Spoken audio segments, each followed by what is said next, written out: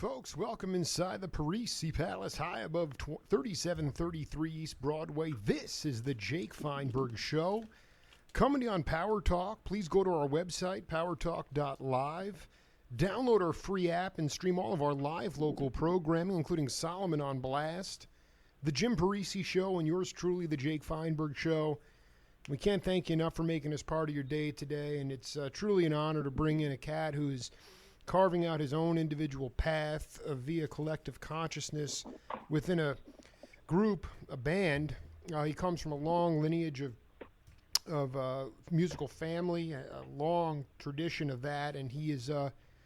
But you can see and you can hear in his playing on the bandstand that he is searching for his own individual voice and his own individual sound on his apparatus. And what a high honor. Grahame Lesh, welcome to the Jake Feinberg Show. Hi.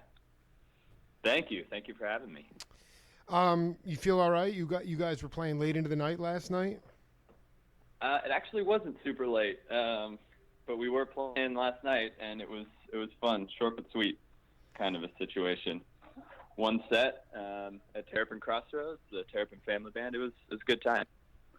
Can you explain to the audience around the world about, I was talking to Buzzy Feet a couple weeks ago from, play with Paul Butterfield and among other things. And yeah, he was talking about the fact that, because the urban centers in our country, really, a lot of venues don't exist anymore, that a lot of cats will have to, that if they love music and they're not musicians, they're going to have to pony up their own money and really create their own musical enclaves. And your mom and dad basically created their own enclave with Terrapin Crossroads. I mean, I was curious, how many days a week do you play there, and how they have tried to cultivate a musical enclave in 2017? Well, what happened, I mean, first of all, your first question, when I'm at home and then, in town, I probably play 4 or 5 times a week there. I'm in town less and less as our traveling music becomes more, more widespread. But yeah, I'm there a lot, and it's sort of, your question gets at it without me even really having to answer it. It's they created a place, and it just so happened to be, a place for music to be played. And it just so happened to be, right outside of San Francisco. There's a lot of musicians moving out of San Francisco at the time with the big tech boom, and just a lot of great art and great music happening in the area that didn't have a big gathering place. A lot of venues in San Francisco were closing. And Terrapin Crossroads in Santa Fe, as well as the Sweetwater in Mill Valley, that Bob Weir's involved in, sort of both opened or reopened in the Sweetwater's case at the same time. And all these musicians just sort of flocked to it. And, on my folks' side, they just wanted to have music happening all the time. And so, it was my brother and I and my friend Ross James from the Terrapin Family Band, and my dad just sort of playing in the bar for whoever, whenever, and it sort of grew from that. I mean, my folks got the idea from Lee Von Helm to open a place. We did shows at his barn in 01 and in 2010 and 2011, and we finished the show and go into his kitchen, and my parents especially my dad's a little older, and was just like, I want that. I want to have the people come to me. And so that was sort of the idea with it. But once they opened it, yeah, they had to fill it with music a lot. So that's where we came in, and all the musicians gathered. If you may not, this may be outside of your pay grade, but the two things that I am always concerned about, because if you go to different places, I'm in Tucson, and you go to other places in the country, and cats will say, and maybe Midnight North dealt with this early on, but they'll say, you can play for the door, or you can pay to play. I mean, do Right. the bands, just putting yourself aside when you're in town, do the other bands that are cultivating their own sound and trying to raise the collective consciousness, are they being paid? Like, I mean, is it being treated as a profession? Because part of my issue. Yeah. Okay, so I mean, that's. No, they are. I know exactly what you're talking about. Yeah. And we do find that, and Midnight North's getting to a point when we do travel outside of there that we can demand guarantees, and at least that pay gas money, or we're not losing any money. But I know that's a big issue for bands all over. And what we do at Terrapin is there are 3 stages now at Terrapin Crossroads, and there's and I don't work there. My mom sort of runs the place. My wife works there, but I'm not actually an employee. But yeah, just, right. Explaining it, it's 3 stages, and there's the third one only opened about a year ago. But we've got the bar, which is just part of the restaurant. The bar stage. There's the great room, which is like 400 folks capacity, and that's a really nice sounding room. That's where we were last night. Then there's now an outdoor stage, which can hold up to. It's like the park next door, and it probably holds 1,500 or so. But usually that's like big sort of festival type things once a month in the summer, and it's about 1,000 folks.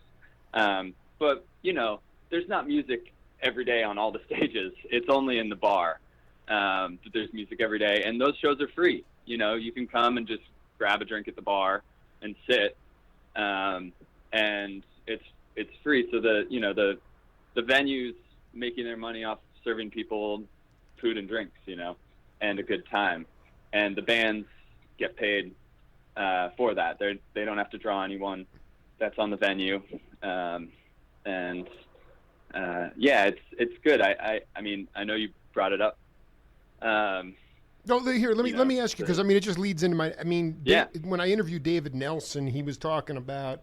He was laughing because, like in '65, I mean, I think they were still the Warlocks, or maybe had just changed their name, and he was sitting behind the stacks with Steve Parrish, and your dad and the band were they'd basically be playing like one psychedelic stretched out song, and there'd be like, and the promoters were coming up to Jerry and your dad, people like that, and saying, why don't you just play like this pop tune? Cause it's recognizable. People are going to love this.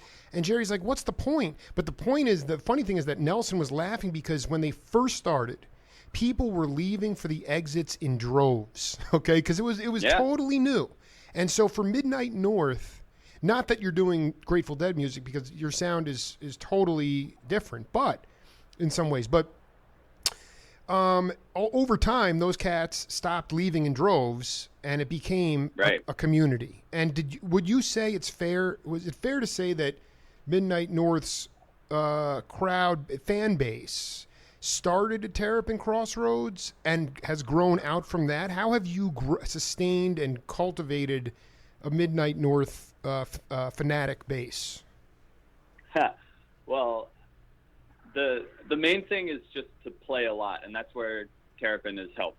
And so, we started the band right around when my folks were starting Terrapin Crossroads. So we sort of, had the opportunity to play at Terrapin a lot, and that helped us grow musically as a band more than anything. But then the people who were there from the start, I think they are the ones who, they're not just our fans, they're our friends too. We see them every Sunday when we're at home, and that's our night at Terrapin when we're not on the road. And our Midnight North fans, they've been with, at least the ones in the Bay Area, they've been with us pretty early on, and it slowly grows, but it grows with us as we're growing musically. And that's the kind of thing, I don't know, maybe like if we didn't have a spot like Terrapin, we would have grown slower musically, because it's not the same when you're rehearsing in a garage as it is when you're playing in front of people all the time. I was up.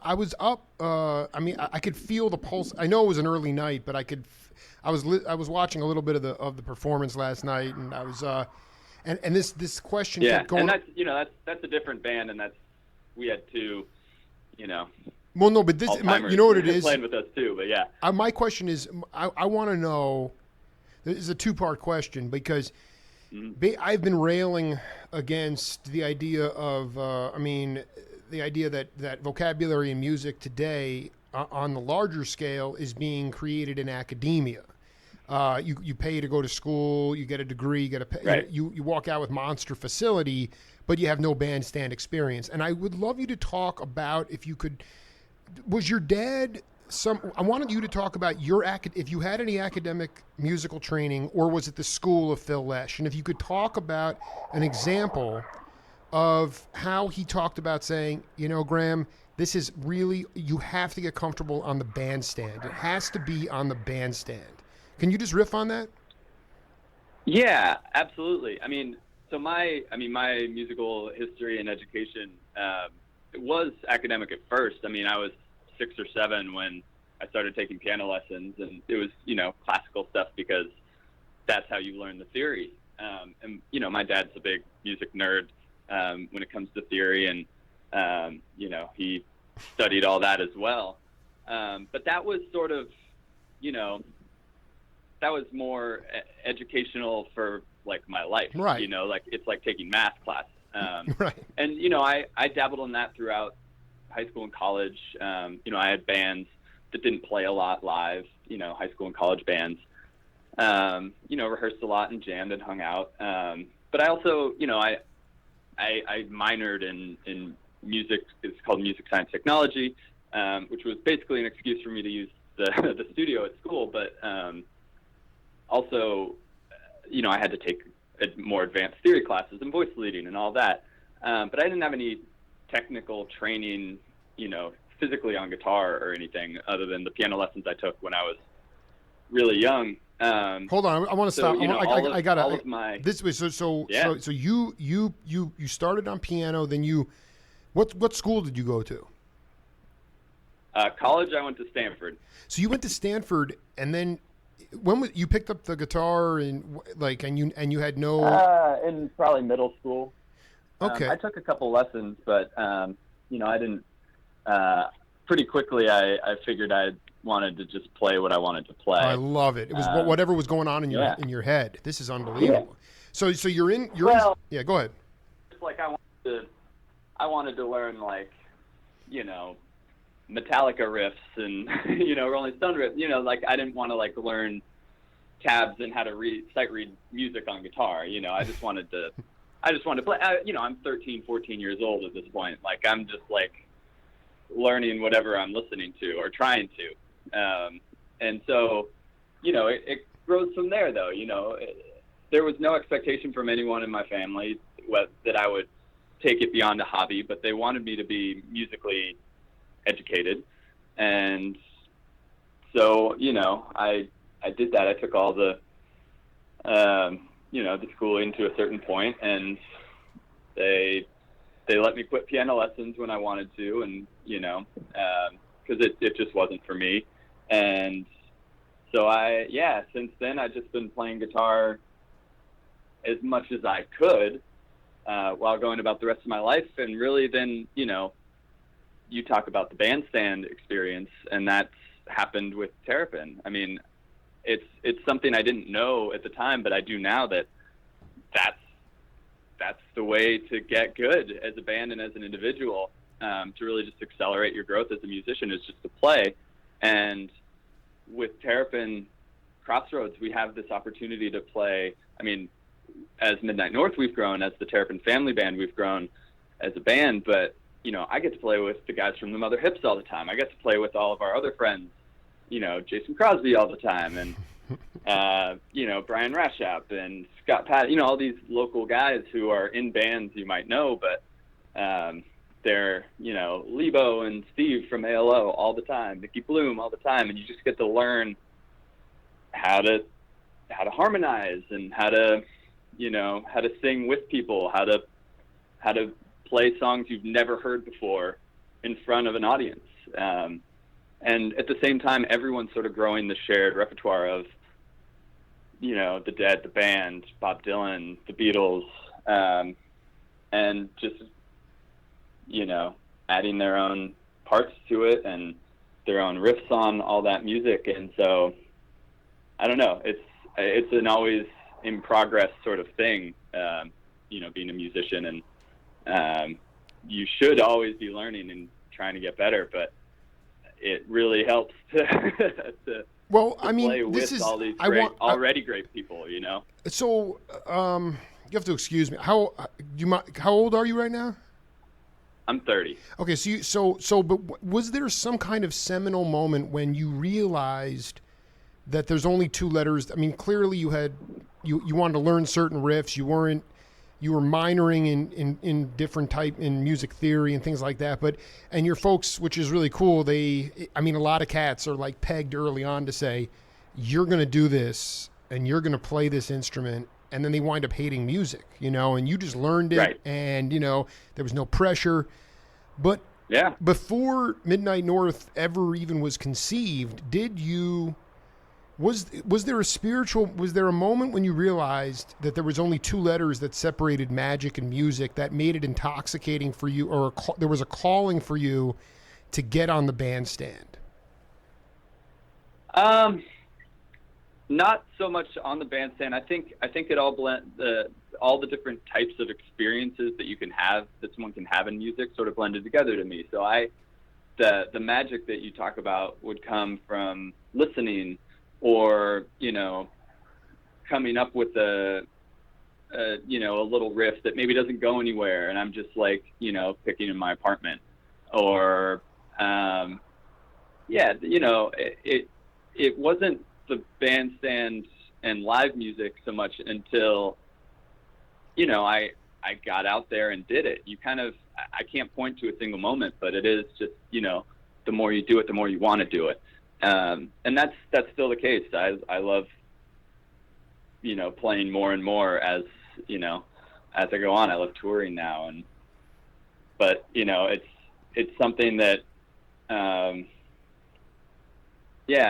something that I didn't know for sure was what I would want to do, and it sort of gradually got me there. It was always fun, but it wasn't that wasn't the capital M magic part of music. It was all the rest of it. It was going to a show. It was seeing my friends play. It was playing with my friends, maybe in a rehearsal studio, or writing. It was all of it. And now it's it's being in a studio and recording. I love that. But now, playing live and getting on the bandstand, you do figure out that that's where it's at. Talking to Grahame Lesh here on the Jake Feinberg Show. So could you talk about falling apart on the bandstand? Like you talked about the most important things, you learned the most about yourself on the bandstand. Was there a humbling moment when that made you stronger ultimately, and like how you overcame it and how it has made you a more composed and secure musician? I'm not sure I can think of one. I've in the last 5 years or so gotten to play with a lot of heavyweights, and I think there was a time early on in that where I wasn't there were things I was good at from the jump, but it wasn't everything. But I think what I always did was I played to my strengths, and I was the utility infielder for a little while. Yeah, I love the baseball metaphorically. Now. Yeah, I love it. Yeah. I'd like play acoustic guitar while like Luther Dickinson and like Anders Osborne shredded, or right. something like that. Right. But like I knew the songs and I knew the harmonies really well, and I can sing, so I'd do stuff like that. And I think that in the big shows I sort of was able to avoid the super humbling moments. When we're in the Terrapin bar, though, like we're rehearsing, we're learning. It happens all the time, where something will fall apart, and it could be my fault. It could not be my fault. It really doesn't matter. It just happens sometimes, and that's what that's sort of how it goes in that world where you're trying anything at any time. and you just have to accept it. And it doesn't have to be humbling. It just has to motivate you to get it right the next time. And that's something we're really lucky to have, where all the musicians are cool with you trying something, and if it fails, it fails, whatever. But also the audience that comes to Terrapin, they're all, they're mostly deadheads, and that makes them open to risk taking, because that's what the Dead was all about. Even if we're not playing Dead music, maybe we're playing, it doesn't even matter what we're playing, right. No, I dig. But we very often, like, someone will lead a song that no one in the rest of the band knows. Maybe they want to do it differently from that, and it's just like, here's a chart, let's go. And you try something because you don't know how it goes, and it works or it doesn't, and maybe it falls apart. And it just doesn't matter, because next time you'll get it better, and that's how you grow. And those moments seem to happen less and less, and it's not because we're not trying and we're playing it safe. It's because we're getting better. Or is it that, like, I wonder sometimes. I mean, I never saw the Grateful Dead before. I really didn't get into music really till college in the late '90s, and I wonder sometimes they, just to know that they were sharing the bandstand, the Dead were sharing the bandstand with a cat like Miles Davis, who basically said, right, there are no wrong notes, meaning it's not even about, falling apart is falling apart, but this is one of those things with Midnight North where, do you feel like one of the areas of growth that you guys, I've listened to a lot of your stuff, where somebody will go somewhere and it could be perceived as a wrong note, but everybody goes with them, and then there's no falling apart. That's really what the risk taking of the Dead was, is that somebody came up with a theme and everybody was listening so intently it raised the collective consciousness of the band and the audience. I'm just curious about where Midnight North is in that evolution, because some of the tunes seem like there's a beautiful harmonies, a lot of beautiful multiple part harmonies. I love, it's not like warmed over, Nash Vegas country. It has like a West Coast burning kind of Burrito Brothers feel to it. But do you feel like you're in that mode of there are no wrong notes in Midnight North?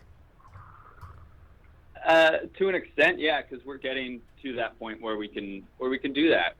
But this, it's, you have to make sort of distinctions where, when we're playing live, that is something that we can, there are no wrong notes, but there are wrong notes in certain parts of the songs, because there has to be a little bit of structure. And so we're writing these songs pretty carefully. We love them. We've made them. We've made these songs. We've arranged them. And so things like the harmonies and the melody lines, whether they be instrumental or vocal, like those are pretty specific, and we want those to be tight. And so that comes with rehearsal and just playing a lot. And that is contrasted with, we build in these sort of, I call them escape valves, where we can jam here if we want, but maybe if we got 3 minutes left, maybe we don't, but if, based on the situation, we can do whatever, and we can jam, and we've gotten, pretty good at that. I feel like I've improved a lot as a guitar player. I know, so has Elliot. She's gotten to be just a monster rhythm player, and Alex Jordan's, he's our other, the third part in all the harmonies, but he also, taught himself organ, and now is a great Hammond player, as well as being the other lead guitar player sometimes. And our rhythm section, Connor and Nathan and Sean, they they've just gotten tight, and that part of playing so much and and just getting better is you listen more, like you said, and that is something that's an aspect of the music of the Grateful Dead and others that we want to bring into our shows, where our songs and our writing and our singing is, you know, it comes from, you know, Elliot and I started the band sort of singing Graham Parsons and Emmylou Harris songs. You know, like you mentioned the Burrito Brothers, that's a very specific inspiration, you know, the Bakersfield country. And you can hear it, man. It's burning. It's like a karmic burn going on. Yeah, cosmic Americana. That's what they called it. We're all about that. And, you know, it's harmonies first. You know, we'll chide each other just to be like, hey, like that guitar riff's cool, but like make sure you hit the notes when you're singing. Right, that's what separates us as a band, you know, like. Wait, explain that. Explain that deeper. How does it separate you? Explain that. That's very important. It's, I don't know. A lot of people jam. A lot of people write great songs, but we got three singers that, you know, we can harmonize really well. Elliot and I can harmonize with anybody. The two of us with a third person, and I think that's something that not a lot of bands focus on these days, and it's what I think all of us, you know, that's what we want to highlight whenever we talk about ourselves or we present ourselves as a band, is like, look at these melodies and these harmonies. You know, we've done band tribute shows, we've done CSMY tribute shows, we've done Graham Parsons and Emmylou Harris tribute shows. Like, these are that's what we want to evoke more than anything, and that's what we want our band to be about. And sure, we can jam and we have this connection to the Grateful Dead, but like my favorite Dead albums are the ones with all those amazing country songs, you know, the Working Man's Dead and American Beauty. I think it's all comes from the same place, you know. And so we're not going to we can jam, but we're not necessarily always going to. This is absolutely fascinating because this is the other follow-up, because it's so great, because you're reading my posts that come from these interviews, and I'm going from black jazz to the Merry Pranksters, and what's so great is, though, the cathartic music for me is music like the Grateful Dead, which is just always chance taking, and it's totally ballsy and stuff. But yet you bring it up to people, they're like, I never got into the Grateful Dead, and the truth is, if you listen to their albums, now Working Man's Dead is and Wake of the Flood and those things. But my question is, with Midnight North, if I went to see you guys play in Asheville or Tucson or Phoenix, how it's different. My point about the Grateful Dead was like, I'm like, you're missing the point, because if you're not listening to the live shows, you're not going to get it, right? Because the live shows are nothing like the album. So can you compare and contrast how similar your live performances are with your studio tracks?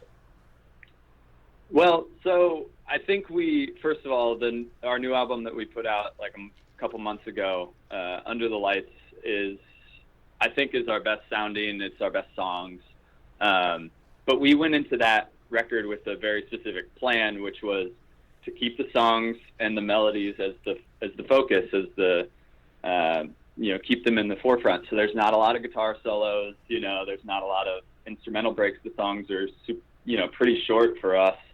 There's one that's like 4:40 or something like that, but I don't think it gets much longer. And so that's just that, like I was just talking about, that's that aspect of the band that we wanted to highlight for this, and we generally do. But when we play live, all those songs can be extended.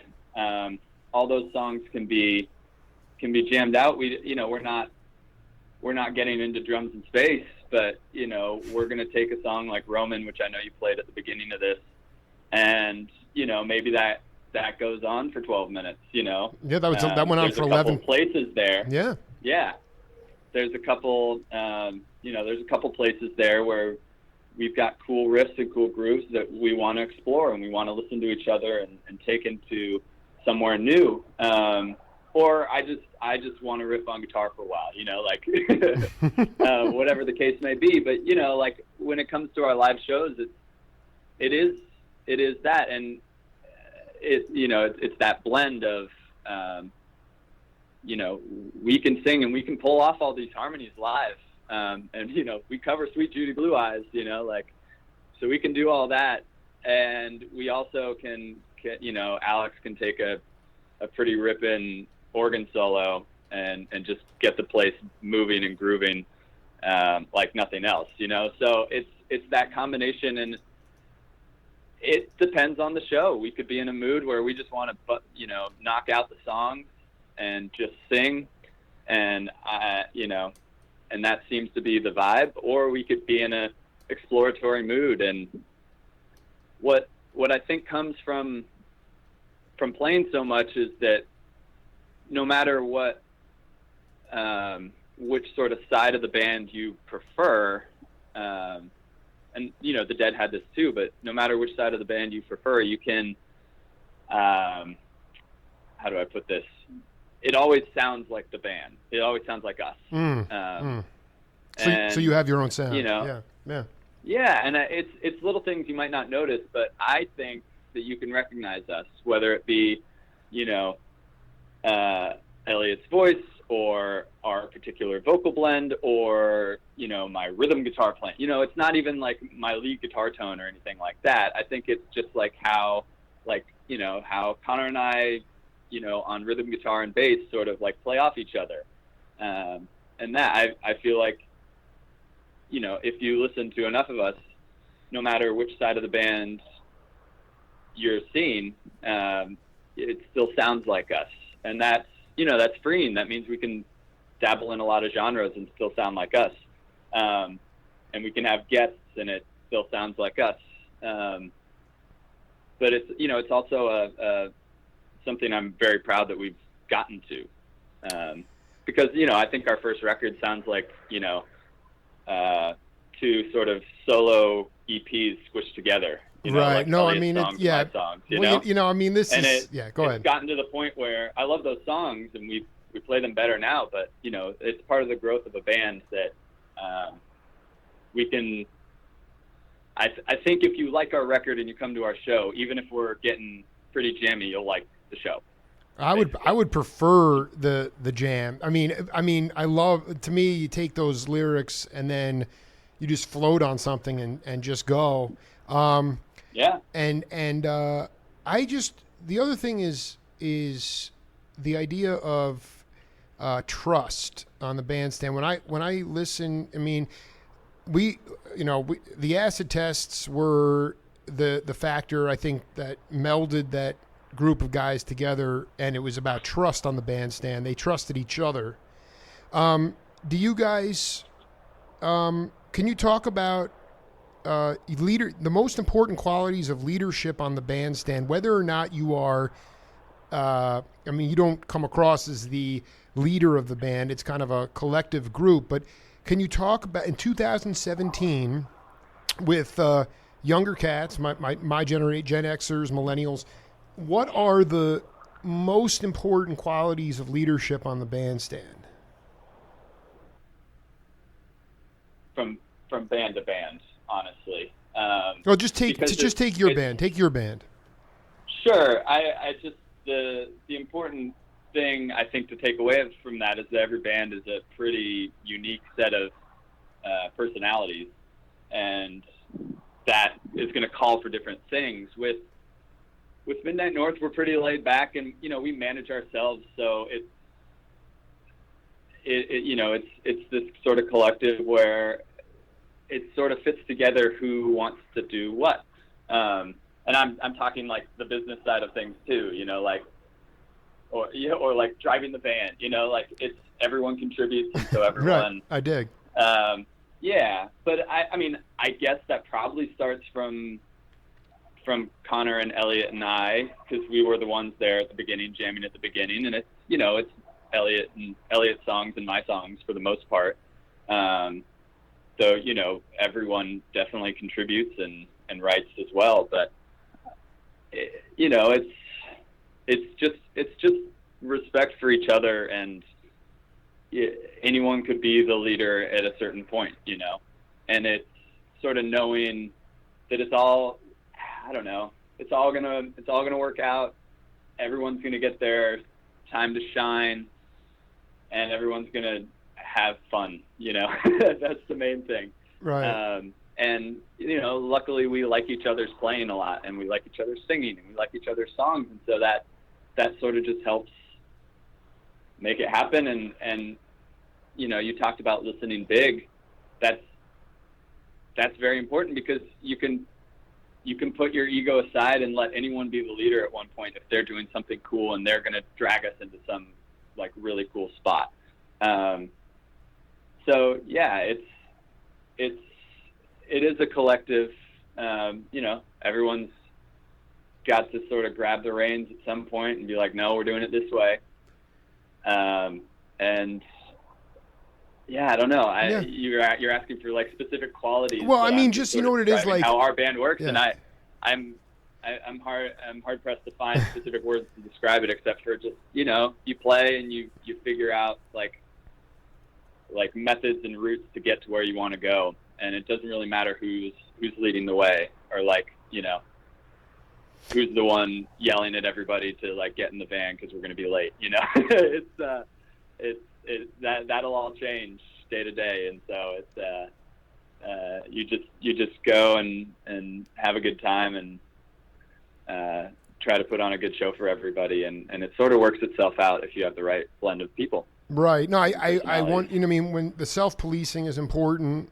A lot of cats from older generations, they'd, horn players would turn around to the drummer and be like, I don't want any backbeat, no backbeat, and they'd sort of totally. And I'm in bands like that, like in the Terrapin family band, like my dad is the leader, because he's still fucking Lesh, Sorry, I assume I can swear, but we are absolutely, man. Let it fly.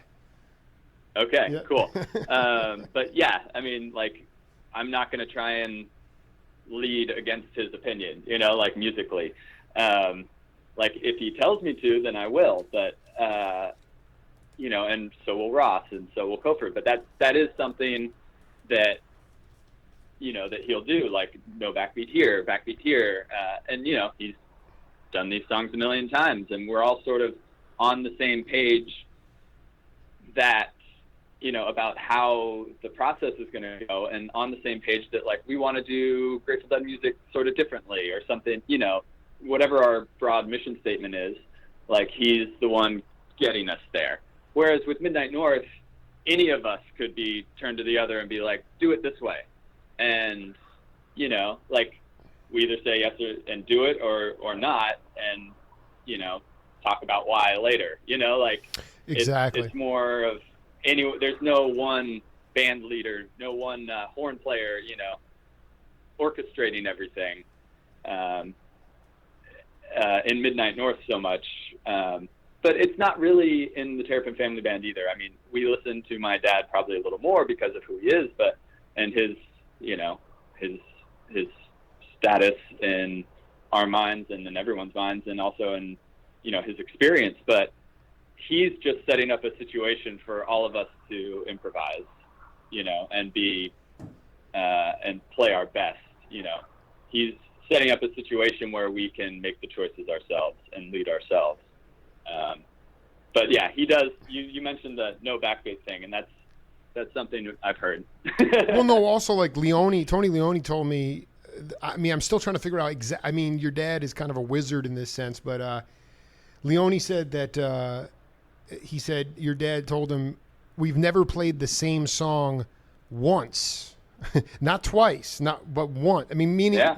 And that to me is like, it's a confounding thing, but I mean, to me, I also wanted to touch on this idea of your your songwriting approach to telling a story. How much of it? I mean, you listen to the lyrics I've interviewed Barlow. You listen to Hunter's lyrics. These guys were clearly on the road fanatics. They were, not only that, they were. Right. It was like real experiential stuff. And I just wanted you to talk, maybe take one song from the recent album or just a song you've composed that came from a story from your life, from you living it. I think that all of the songs that I write lyrics for are pretty it's a combination of things, of experiences, and then just fiction, basically, and can you give an example? I can't speak for Elliot's songs. I will. I think it's sort of that way for all of us. We'll take aspects of things that we are more knowledgeable about, either because they happen to us or whatever, and we'll blend that with, something we make up because it makes a better story, a better song. I read something from Jason Isbell recently, who's, obviously one of the best songwriters around working right now. And like, he talks about how his manager will come up and be like, "Are you okay, man?" Because like, he'll hear a song that's like, pouring his heart out. He's like, "No, this is a character. This isn't me." I know it hits pretty close to home, and it's talking about a lot of the same things that Isbell's been. The song might be talking about some things that he's been pretty open about or something, but it's still a character. And I kind of feel the same way. Like, a song like Under the Lights, the title track, is it's very much not my story. Like, it talks about small towns and, it's sort of like pseudo inspired by like someone who was like really good at high school sports and then like got this brief moment of like small town fame and then had to live with it. And either you take that and you run with it and you do something with it, or you sort of live in the past your whole life. I dig. Yeah. And so that sort of, it's not about me at all, but like, I pull from, being the son of someone well known about town, like everyone knows that the Grateful Dead folks live in this area where I grew up, and now with Terrapin especially, like, I do get recognized, like going on runs or something, people will honk at me or something, and it's like something about that story connected with me, and I'm trying to do something with it, with that opportunity that I was given. I love it. I love it. And so that's sort of the kind of thing that I try and do with most of my songs.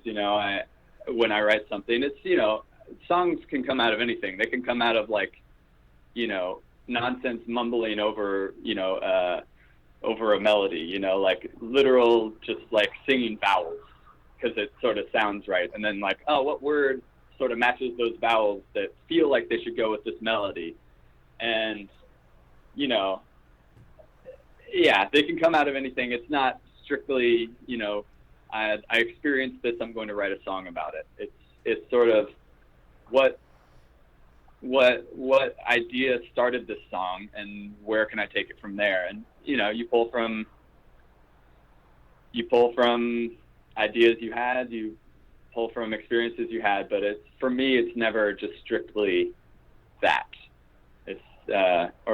It's never strictly one thing or anything. It's always a combination. This is something that is extremely important for younger peeps, because all you hear about, I don't listen to a lot of pop music, but it's like this love song or that love song. There's not a lot of like meat on it. There's not a lot of tangible stuff that you can really you dig into. But with Wharf Rat, that Hunter was Hunter was walking on the San Francisco Pier, and he ran into some wobbly guy down on his luck, and it was like you can hear that stuff, and it's just. But then you also have songs that he wrote that like Lady with the Fan, where it's literally a folk tale. He like got that story from like from folklore, basically, right. And the whole folkloric story of the Fenario, the woods of Fenario, like that's this whole world that he's created. It's fiction, but it's still rooted in something equally true, as Wharf Rat, which is more experiential. So it sort of is song by song, creation by creation. It can be some blend of all of that. And Wharf Rat is definitely more straightforward. This is this guy's story, and this is an amazing story. And he gets to the human heart of it for sure. Yeah, I just wonder if I just figure to that human heart. yeah, you can get to that anyway with metaphor, with with fiction. It doesn't. Yeah, with me, it's all just what the song feels like it wants. So I personally find that like every time I like try to sit down and write about something, which our political world right now, like pretty easy to like pick a topic and like I'm gonna write a song about that, right. But the songs just they never come out as well for me, and I've thrown away a lot of ideas, I half-baked ideas.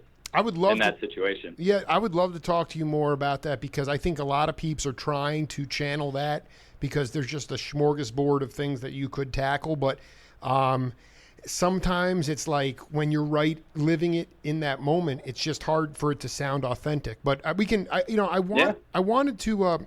We have a game on this program called Name That Voice. I don't expect you to name the voice, but I want you to listen to the content of what he's saying, and then we'll come back and talk about it.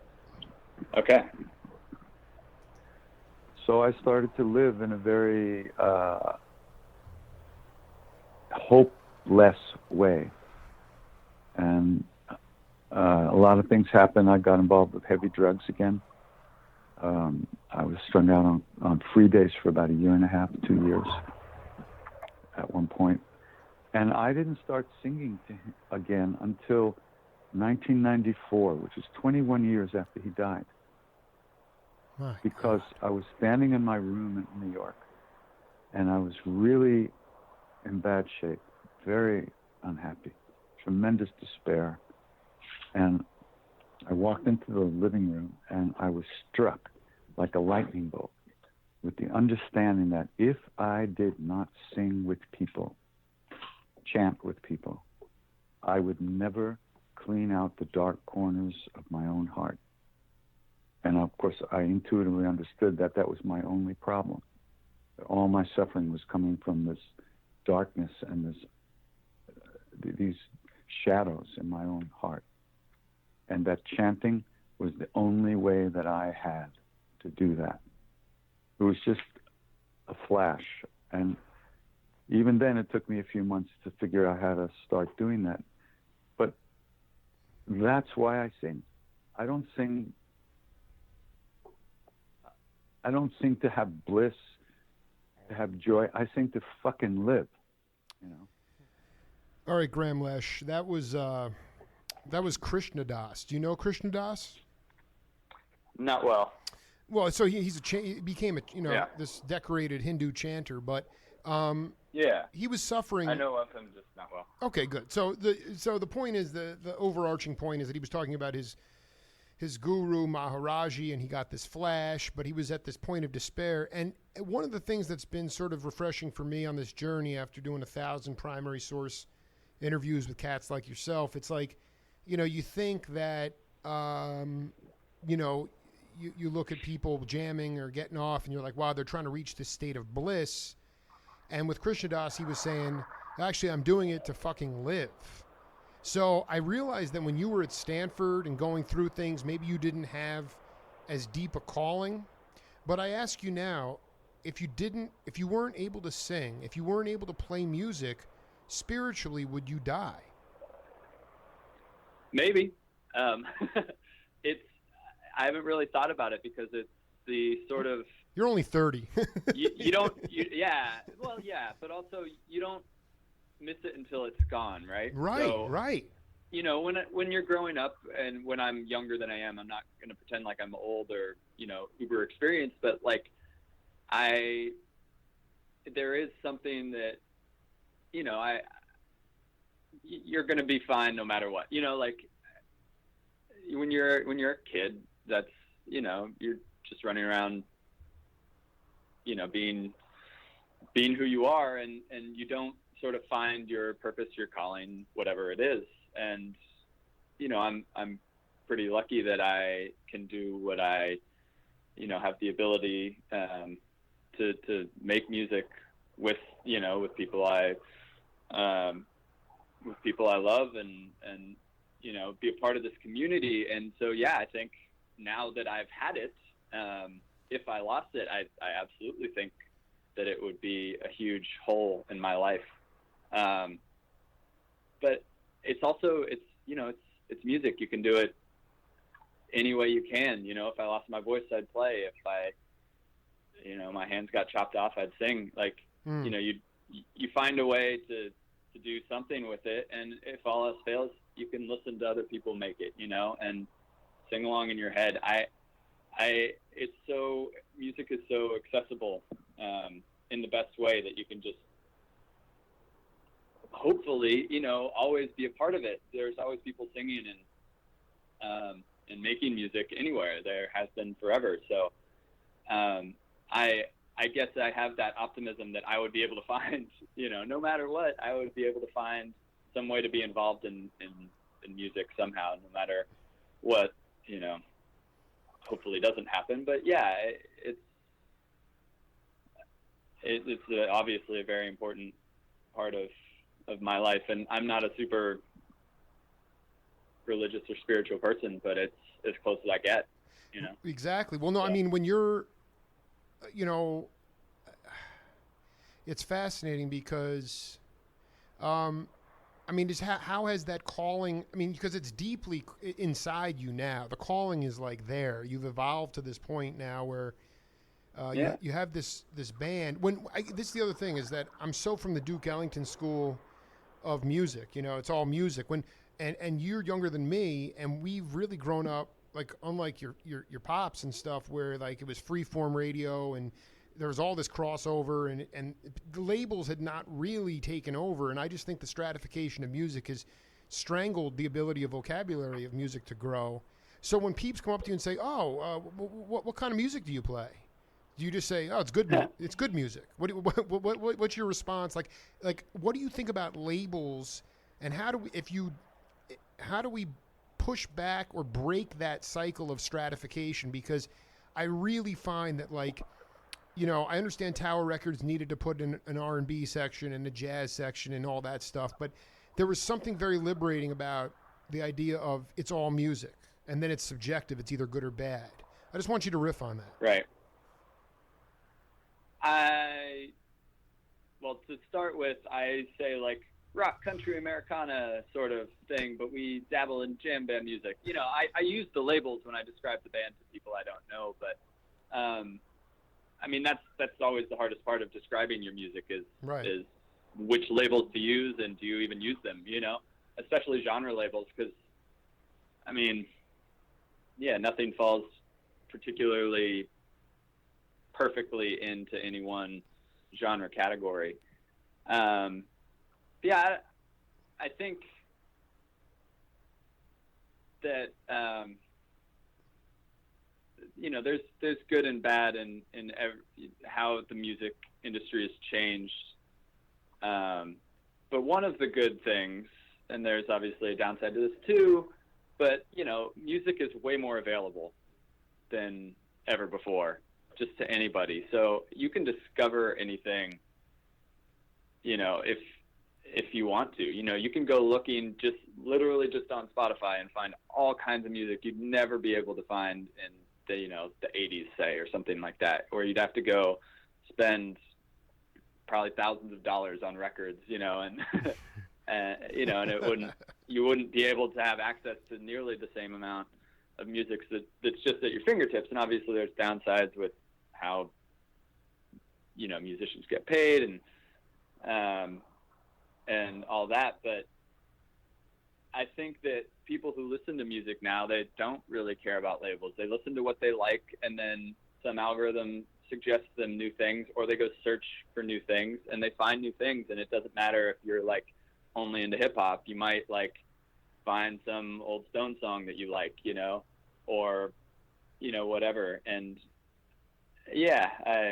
I guess I am just riffing right now. My point is, I want to just ask you: do you think that while it is accessible, like, I can go and I can find Midnight North in the studio, anywhere on YouTube, but what about the saturation? Is it too much stuff where people can't decipher? There's just so much out there that it becomes. It's true. Yeah. I think there always was, and just not everyone was given a platform for it. You didn't have to look as hard, and I know that's sort of what you're saying, but I don't know. it's sort of the only world I grew up in. Yeah. So there was a million things to listen to in Tower Records too when I was in high school, but or on Napster. But like, I think you find a way. I mean, I'm obviously super lucky in my life in a lot of ways, but in one small way is just that,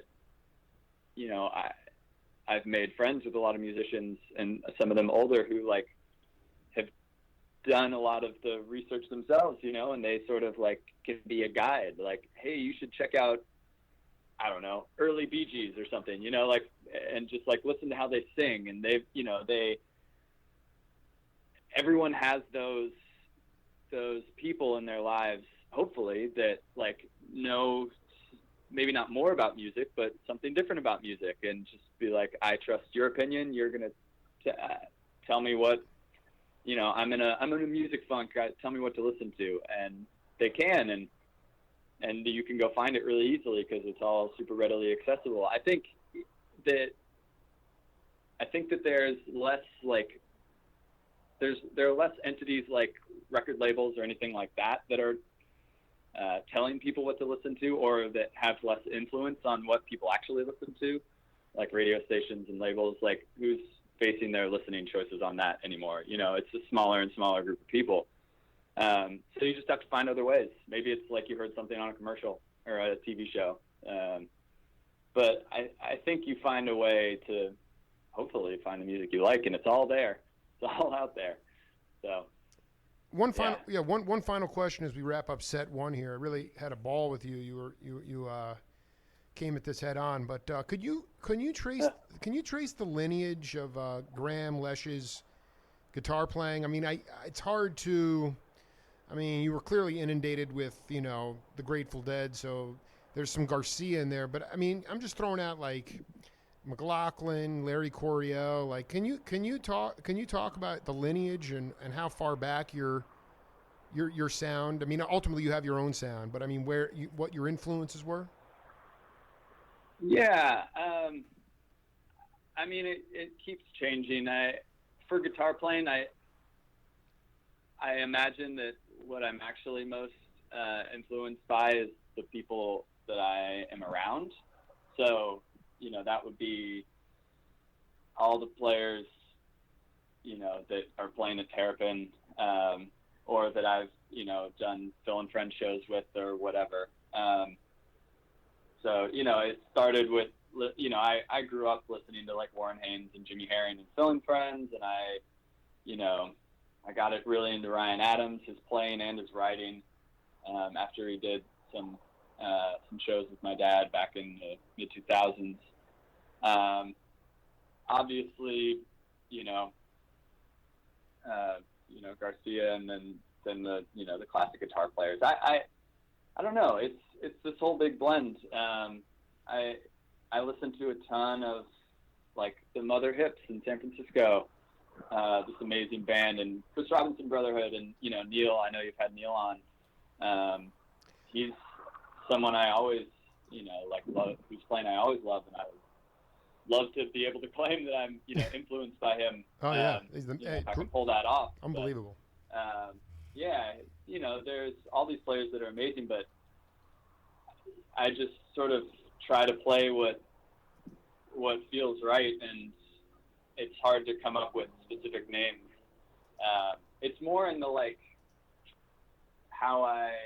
what I feel like Midnight North in our writing is influenced by, that I can actually name. And that, I talked about the Graham Parsons and Emmylou Harris, obviously the band, and Levon Helm, and Larry Campbell, and Teresa Williams from Levon's band in later years, and even Jackie Green, and but that's not just my influences. That's the whole band is bringing their own.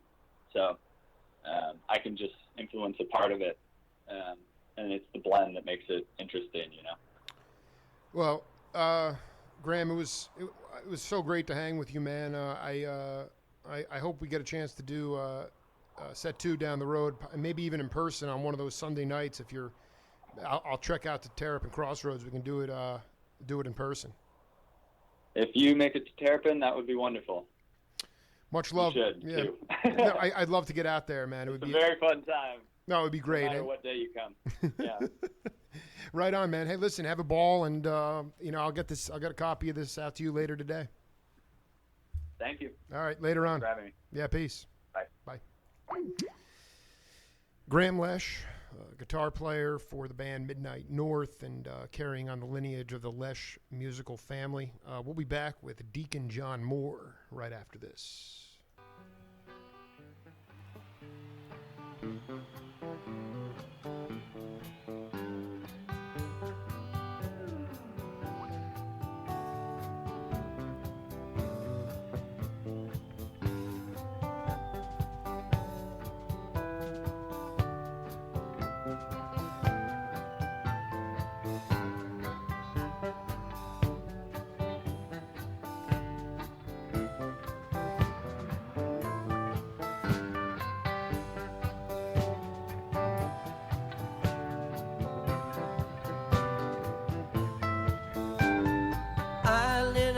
From Rio, I was trailed by 20 hounds. Didn't get to sleep that night till the morning.